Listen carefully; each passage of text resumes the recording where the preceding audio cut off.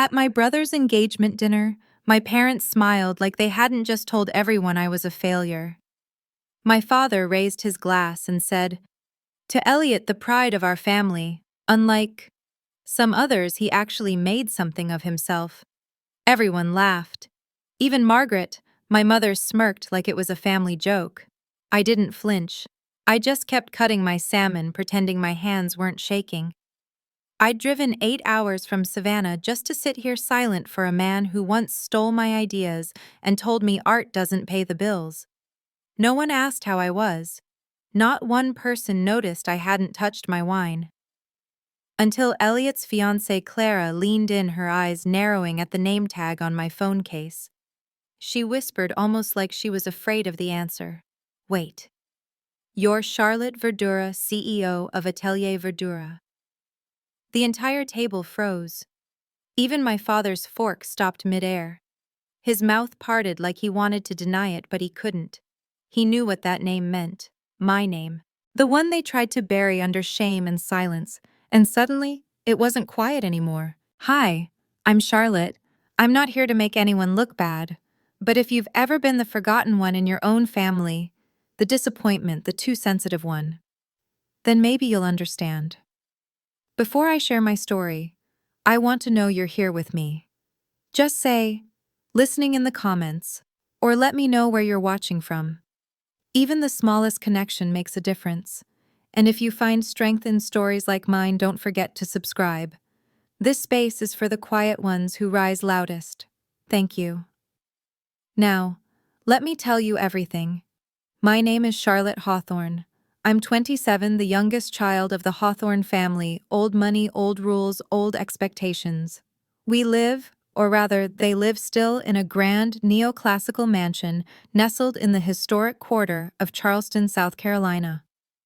The kind of home where legacy matters more than affection, where success is measured not in fulfillment, but in headlines, degrees, and positions of influence. To the world outside, we were the ideal Southern dynasty. But behind those tall white columns and manicured hedges, I was simply the daughter who didn't fit. The one who couldn't wear their name with the same polish and pride. 5 years ago, I was a third-year law student at Columbia, fulfilling every step of the meticulously carved path my father laid out, since I could pronounce Juris Doctor. But somewhere between torts and tax codes, something cracked. I would sit through lectures feeling suffocated, like I was drowning in words that belonged to someone else's story. The future they envisioned felt like a silk noose. So I left. I packed my things, typed a one-line withdrawal email to the dean, and bought a train ticket back to Charleston. As the station blurred outside my window, I rehearsed in my head how I would tell them. But nothing prepared me for that confrontation inside my father's study. The scent hit me first. Rich cigar smoke laced with leather-bound books and varnished wood. I stood in the golden hue of the antique sconces, my palms sweating, as I told Charles Hawthorne that I was done with law, that I didn't want to be a lawyer. He didn't speak, just sat behind his massive oak desk, swirling the last inch of bourbon in a crystal tumbler. The silence roared louder than anything I had anticipated, and then came the voice of my mother, Margaret, sharp, theatrical, trembling. "You're throwing your life away. Do you even realize what you've done, Charlotte?" Charles say something, but he didn't. Margaret cried like someone had died. Maybe in her mind someone had the version of me she could parade at dinner parties. And then of course came Elliot, my older brother, the shining beacon. Wharton graduate investment bank prodigy, already a vice president in Manhattan by 28, with a penthouse that made the society pages. He walked into the room that night as if summoned by drama, holding his tumbler like a crown. "If you're not built for the pressure," he said casually, "you don't belong in the room." At Christmas that year, the entire family gathered in the drawing room under the glitter of a Swarovski chandelier. My father presented Elliot with a Mont Blanc fountain pen engraved in gold. To my son, he said, "Glass raised the living legacy of the Hawthorne name." I had tried in a quiet moment to share an idea. I'd been nurturing a business, restoring antique furniture, fusing craftsmanship with story. My father barely looked up from his scotch. As long as it keeps you busy, darling. I laughed softly to myself that night alone in my room, because I knew then whatever I became, it would have to happen outside those walls. A silent rebellion had started, and though I hadn't found the path yet, I had chosen not to walk theirs. The study, that shrine of generational pride, symbolized everything I was meant to be, but wasn't. Elliot's pen gleamed like a reward I would never earn, and his glance toward me, not malicious, just dismissive, like I was a relic, misplaced, outdated, unworthy of restoration. But sometimes even old things have their way of coming back to life. When I moved out, I didn't just leave the house. I left the name, the obligation, the polished shoes, the gloved hands at charity galas. I found a small apartment in the French Quarter, a crooked-ceilinged walk-up with creaking floors and chipped baseboards, but for the first time the space breathed like I did. I took jobs in antique shops, learned how to lift Queen Anne chairs without breaking their spindly legs, how to strip lacquer off a Louis XVI sideboard without stripping its history. During the day, I stacked crates and cataloged inventory. At night, I devoured restoration manuals sketched late into the hours by the light of a desk lamp that hummed. One afternoon, on a whim, I signed up for a workshop about shellac blending techniques. A simple studio in the back of a gallery on Broad Street. The scent of linseed oil, the feel of raw wood beneath my fingertips, it was like meeting myself for the first time. That's when I knew. Law had been a borrowed script, but this preserving the soul of old things, this was mine. I sold off the last vestiges of my old life designer bags, gifted gowns, and poured everything into opening a tiny space I named Atelier Verdura, a name born from my obsession with both furniture and revival. I painted the sign myself and hung it crookedly on the door. Imperfect, but honest. Theo Langston was the first to believe in me, a gruff, middle-aged restorer with hands like hammers and the eye of a poet. He'd worked with preservationists in New Orleans, and when he saw my sketches, he didn't laugh. He nodded. We set up shop in a brick-walled studio that always smelled of beeswax and sawdust. Mornings were filled with sanding, varnishing, carving. Nights echoed with laughter, silence, or the low buzz of the sander working overtime. It wasn't glamorous, but it was real. Our first major commission came from a reclusive collector in Boston. An 18th-century dining table warped with time and stories. We worked on it for 3 weeks straight. When it was delivered, he sent back a handwritten note. "This table was my childhood. You gave it back to me." I cried when I read it.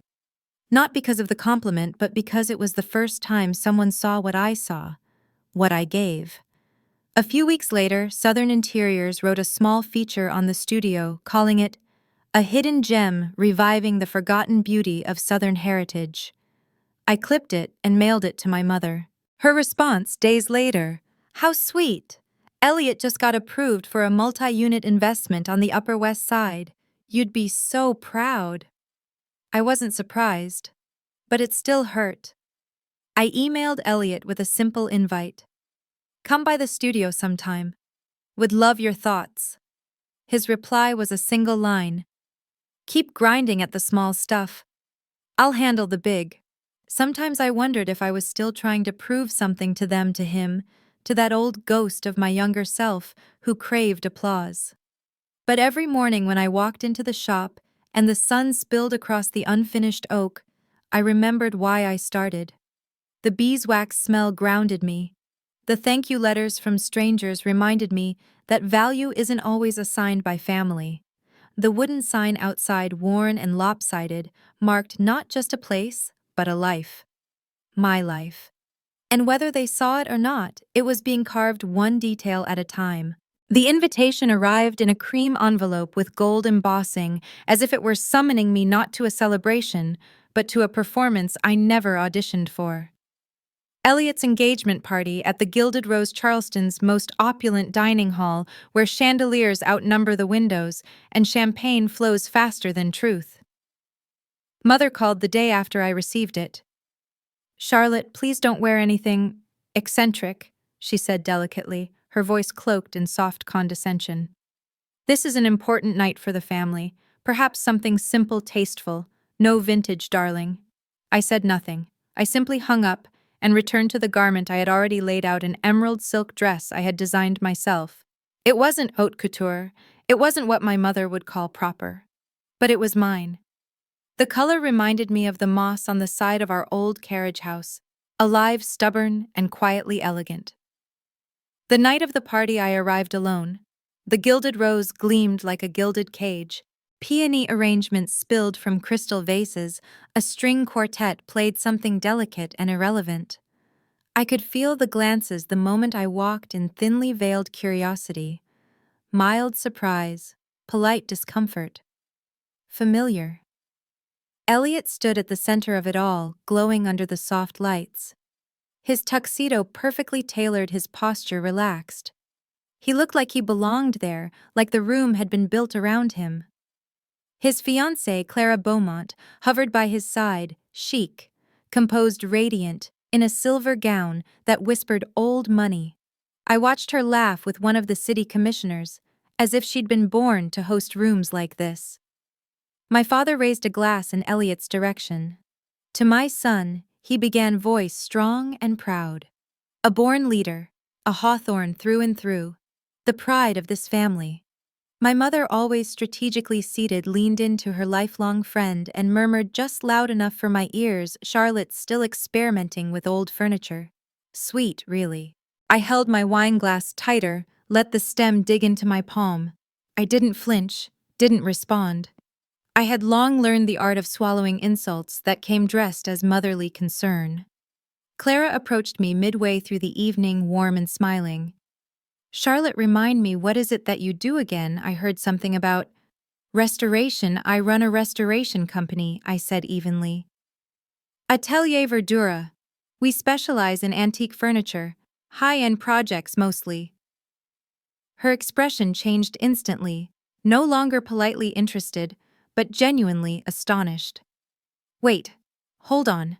You're the CEO of Atelier Verdura, the same company that redid the interiors at the Beaumont Inn in Savannah?"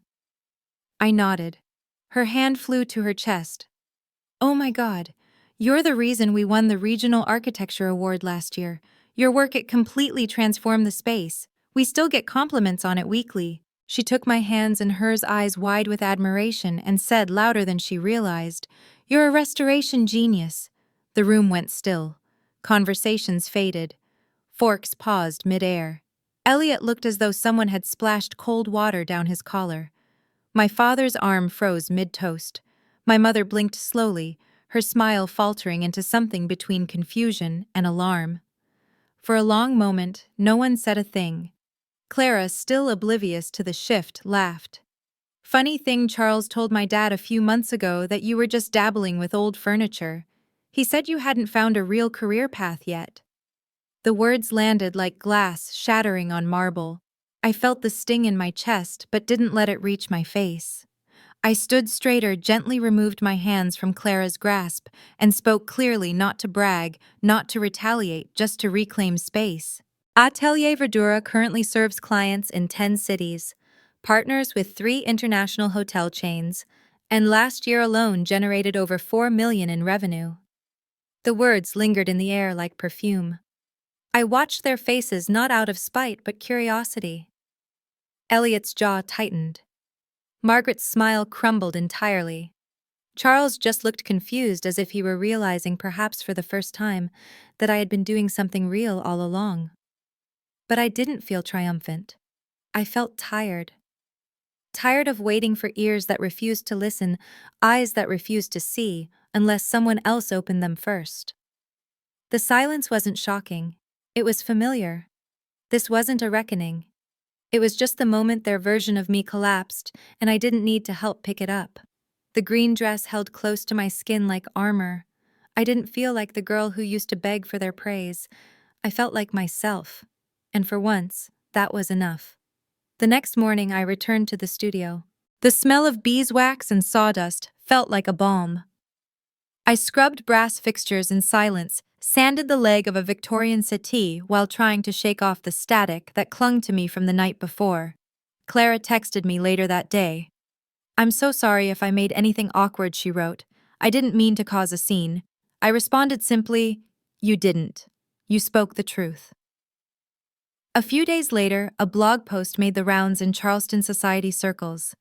A gossip piece about the Hawthorne engagement party detailing the flowers the guest list, and one small paragraph about the mysterious younger sister of Elliot Hawthorne, who turned out to be the successful CEO of a boutique restoration firm, making waves in the design world. It was meant to be flattering, but it stirred something else entirely. A week later, I received a call from one of our biggest clients, a luxury hotel group in Atlanta. They were pulling out of our contract. The woman on the other end of the line used rehearsed phrases, concerns about financial stability, internal reports of mismanagement reevaluating partnerships. It didn't make sense. We were on track, no deadlines missed, no invoices unpaid. I felt the ground shift beneath me. That afternoon, Eleanor, one of our longtime supporters and collectors, called. There are whispers, Charlotte, she said, about your business collapsing, that you're overextended. Word is it's coming from the financial sector. From someone close to you, someone with reach. Charleston's financial sector wasn't vast, and I knew exactly who had reached there. I spent that night tracing an anonymous email that had been sent to one of our investors. A message warning them about financial instability and creative accounting at Atelier Verdura. It had been sent from a corporate IP address linked to the client relations division of the investment firm Elliot worked for. He hadn't just dismissed me. He tried to dismantle me. My throat felt tight, not with rage, but with something colder betrayal threaded with clarity. I didn't need a confession to confirm what I already knew. The next morning, Charles called. Henry Caldwell's asking questions, he said. About your business. It's creating unnecessary noise. I think you should speak to him. Clear up the confusion. Margaret's voice echoed in the background. You've put us in a very difficult position, Charlotte. People are talking. This kind of attention isn't helpful for anyone. No one asked if I was okay. No one wondered why a client had dropped me or where the rumors came from. I declined the next family gathering. I didn't return calls. I stopped reading texts. I sat alone in the studio one evening, watching the light fall through dusty window panes, and realized something that made my chest ache. They would rather protect the story of who they thought I was than believe the truth of who I'd become. And yet I wasn't going to beg for their belief. They could keep their illusions. I had something better: craft integrity and the quiet strength to rebuild again and again. If my success made them uneasy enough to sabotage it, maybe that meant I had more power than they ever gave me credit for. And maybe that meant I was no longer the one who needed their approval. I closed the studio that night with steady hands.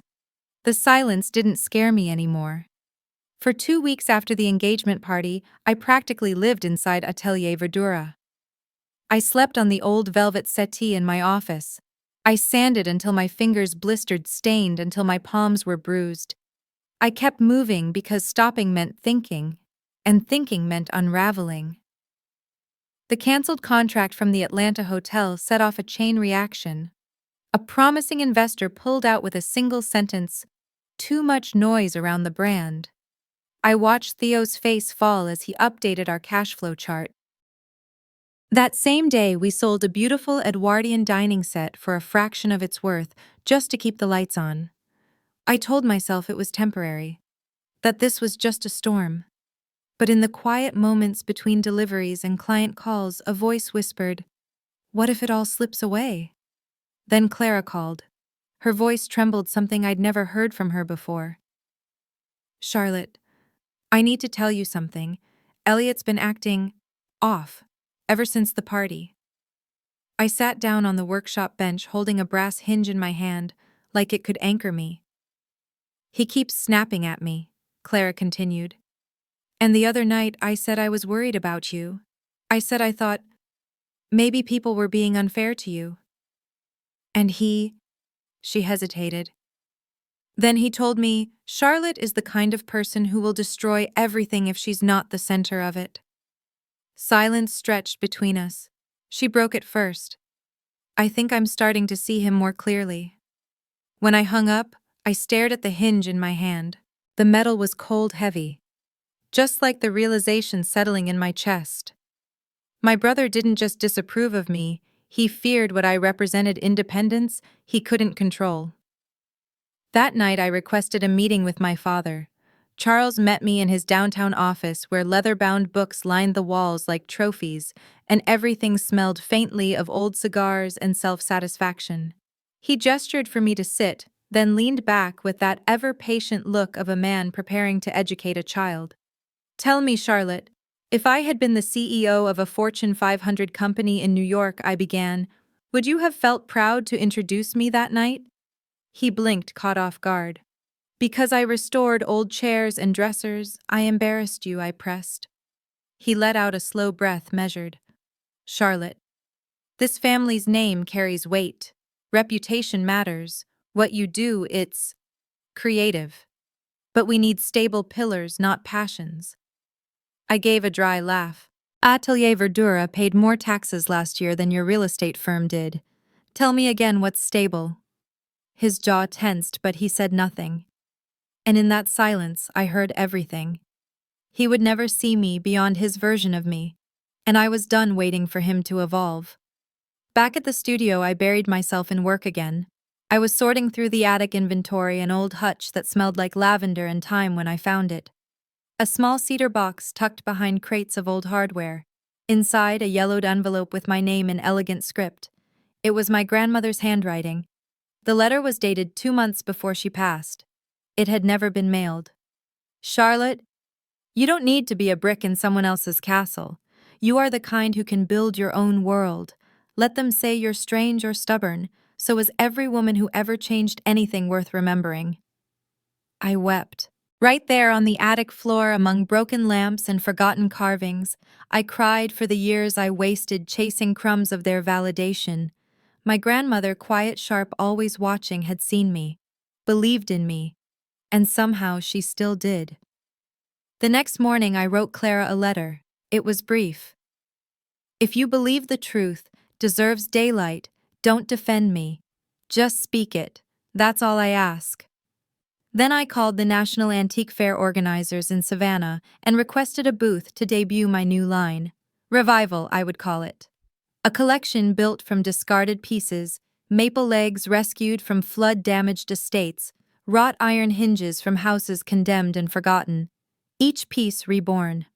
I also retained a law firm, quietly, methodically, to investigate the damage done to my business, to trace every rumor, every whisper that cost me work.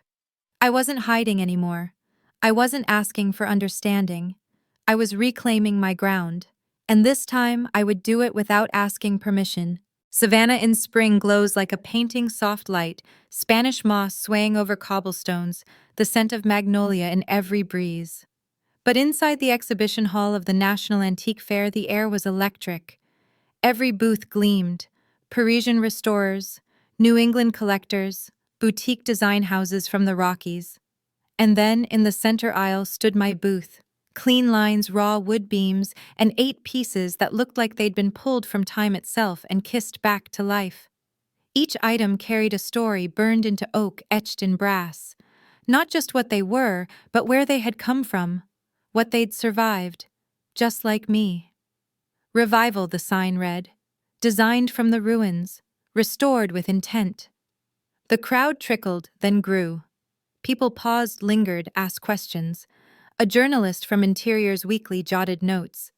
Eleanor waved from across the aisle, and then Clara walked in. She wore a simple green silk dress, not unlike the one I'd worn weeks earlier, and her face was pale but steady.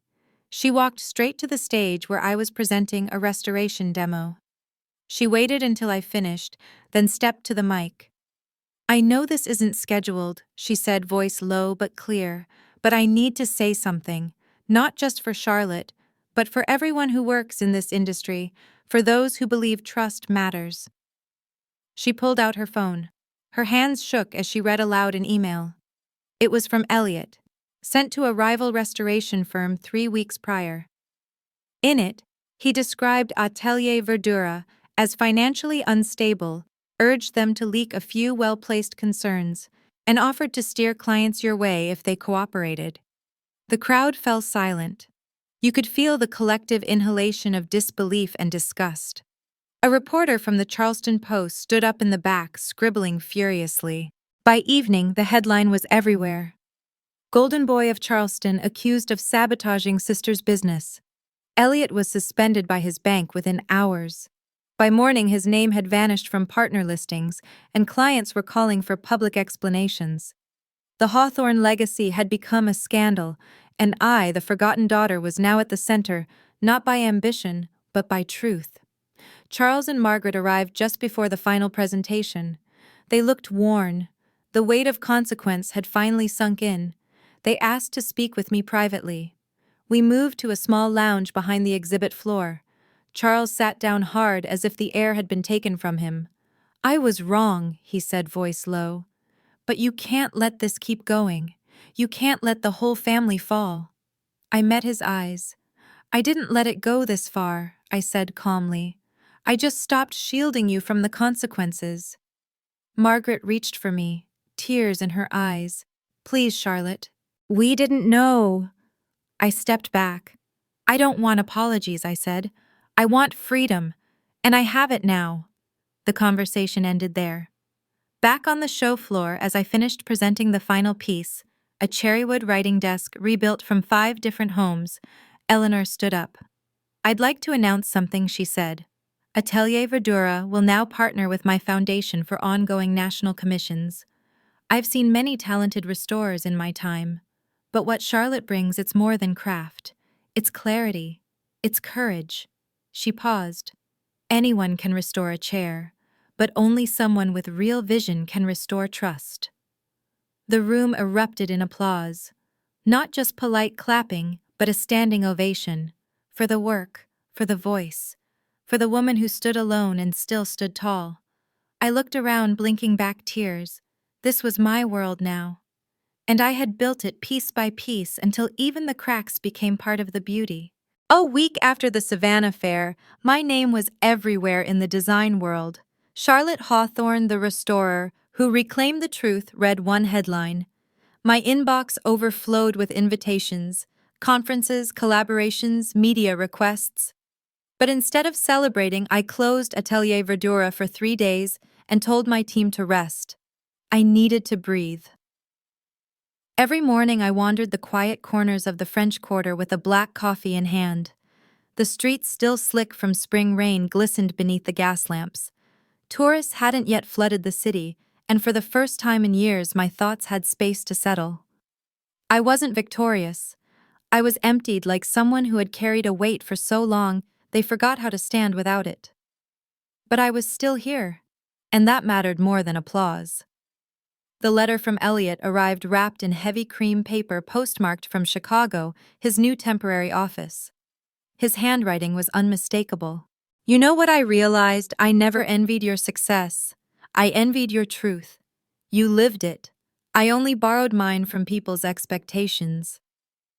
He didn't ask for forgiveness. He didn't wrap his words in justifications. It was the first time my brother had spoken like a man who understood the cost of silence. And for once, I didn't feel compelled to reply. Some doors don't need to swing back open. It was enough that he closed this one with responsibility. Then my mother sent a message. "If you're willing, your father and I would like to invite you home. Just dinner. Just the 3 of us." I sat with that message for 2 full days. I wasn't sure what I hoped to gain by saying yes, but maybe it wasn't about gain at all.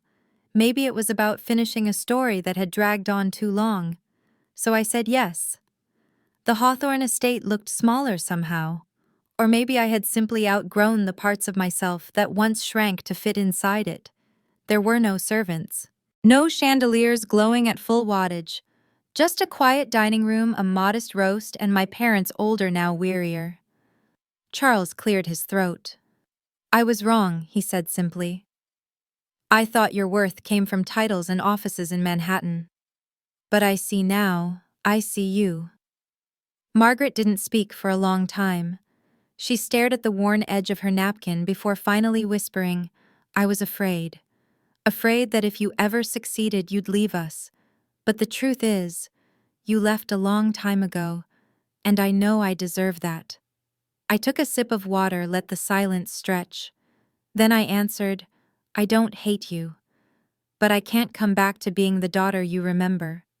I've rebuilt myself in a world where your approval is no longer currency. When I left that night, I didn't look back. I placed a small wooden box on the entryway table. Inside was a fully restored Victorian chair, elegant and simple. One of the first pieces I ever repaired. I left no note. That was all I had left to give them. The next week I wrote a dozen thank you notes to Eleanor, Clara, and every client who had stood by Atelier Verdura when the rumors came crashing down. I turned down 3 major interviews, including a primetime feature on national television. Instead, I began planning an artisan training program right here in Charleston. I didn't want spotlights. I wanted a future I could touch, one built from wood, time, and integrity. The letter from Elliot was closure. The chair left behind my final goodbye. And that dinner, stripped of formality, made one truth clear: the power structure in the Hawthorne family had dissolved. And the truth, it hadn't needed permission to endure.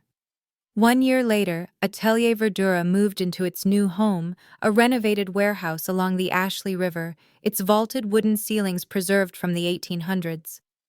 The light poured through tall factory windows, warming the wide floorboards and breathing life into our tools. We threw a small gathering to celebrate, not a launch, not a gala, just Theo, Clara, our team, and a borrowed acoustic guitar resting against a vintage armoire. There were no photographers, no speeches, just laughter, good food, and sawdust clinging to everyone's shoes. Midway through the evening, a quiet voice tugged at my sleeve. It belonged to Nora, our youngest intern. I just wanted to say, I joined this field because of you, she said, barely above a whisper. I read an article about you in Modern Heirloom. I thought, maybe I could help restore history too. I knelt beside her, suddenly aware of the fullness in my chest. In that moment, I realized I hadn't just survived. I had carved a path for others. The legacy wasn't in the furniture, it was in the courage to begin again. Later that week, Clara approached me with an idea. She was no longer engaged and had taken over operations for a boutique hotel chain. There's a women's shelter across town, she said. They're opening a community space. What if we helped restore the furnishings? No cameras, no press, just us doing what we do best. I said yes without hesitation. Not because it would look good, because I remembered the ache of being called a failure in the shape of a woman. I remembered what it meant to build from ruin. On Christmas Eve, I found a letter in my mailbox. The handwriting made my heart pause. Margaret. I thought I loved you in the right way. I realize now I only loved the version of you I could manage. If you'll allow it, I'd like to learn how to be your mother. From the beginning. If you'll let me. I didn't write back. But I didn't feel anger anymore either. Some things don't need immediate answers. Some healing grows quietly, like ivy creeping over broken brick. That night I stood on the balcony of the new Atelier. Below, Charleston shimmered in gold and navy, the river breathing slow and deep. There was no applause. No one shouted my name. Only the sound of sanders winding down, the scent of fresh stain rising from the woodshop, and an unfinished rocking chair beside me waiting for its final coat. I whispered, not to anyone in particular, I'm not a failure. I'm just someone who finally chose to live honestly. The new Atelier wasn't a monument. It was a mosaic made of shattered pride, old dreams, and stubborn grace. And that rocking chair, still bare and waiting, wasn't a flaw. It was a promise. Not to be perfect, but to keep building. Sometimes healing doesn't come from being understood, it comes from choosing to no longer need their understanding. We rise not when they finally clap for us, but when we stop performing for their approval. And in that quiet, we find peace. Thank you for staying with me through this journey. If this story touched something in you, share your thoughts below. And don't forget to like, follow, and subscribe, because your presence here means more than you know.